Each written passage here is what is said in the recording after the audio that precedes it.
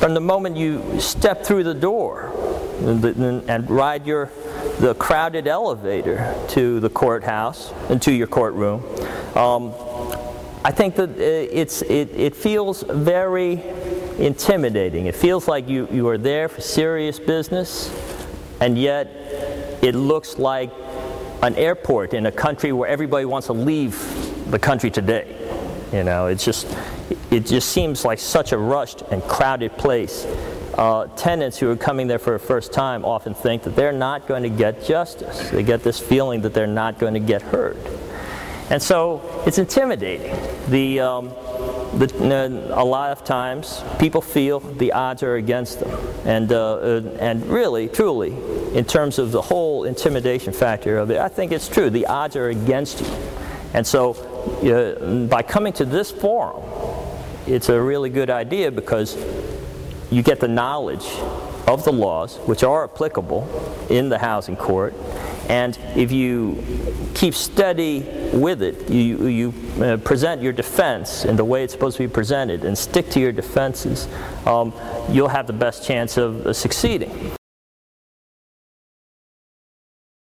The better your defense, the more you have to stick with it. And I'll tell you why.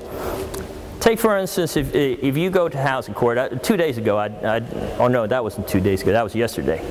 A client came in and told me, you know, she was being sued, and I looked at the papers, and the process service was completely defective.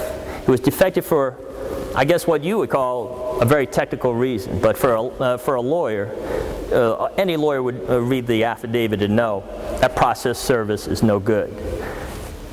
And I was concerned about the tenants, because when you have a good defense, that's when people are going to tell you you're crazy.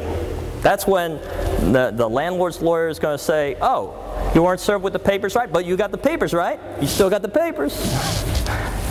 No lawyer has ever told me something like that. Like, oh, yeah, I still got the papers, but the law says you're supposed to serve them in the right way, or this case will be dismissed. Even the judges or the judge's court attorney might try to convince you to drop your defenses. They don't do this with crazy folks. If you have a crazy defense and you want to bring it, no one will stop you. People will go, okay, go ahead, because you're going to go to trial, you're going to lose based on your defense. It's only when your defense is good that people will try to convince you to give it up. Well, why should they convince you to give it up if it's no good? The first step in arming yourself for a conflict with the landlord is knowledge. And especially in Brooklyn, it's absolutely possible for you to be more knowledgeable about the housing law than the landlord's lawyer. I'm doing a case right now where the landlord is suing my client just for eviction because he says that she's not rent regulated. So I say, well, you know, they're not rent regulated because the building is less than 6 apartments. And so in order to be rent stabilized, the building has to be 6 apartments. So they're completely ignoring the fact that my client and his family had been living there for 40 years, and to be rent controlled, the minimum is 3 apartments. It's a stupid mistake. They're still litigating. I'm going to win. But they don't know. If I was unrepresented doing that case, believe me, people will be, like from the landlord lawyer to the court attorney to even possibly even to the judge before trial, will be trying to tell me I'm wrong. And it's not the case. I've gotten plenty of cases dismissed on that same basis, claiming rent stabilization, like you are. And so the point is that knowledge is power in this game. And the more knowledgeable you are, and the better you are advised about your defenses, believe me, that's not the end of it. You still have to stick to your defenses, even though, especially the landlord lawyer, is going to try to get you to give those defenses up. Now, this is one method I'm going to use to educate you more on your rights. I'm going to get your addresses, and I'm going to mail you this DVD. This is something that I've given out for free, about 8,000 of these DVDs all throughout New York County. And this is an hour and a half of me step by step showing you how to deal with a rental non-payment case and how to deal with process service issues and a method step by step about how to build your defenses for when the landlord is suing you for the rent.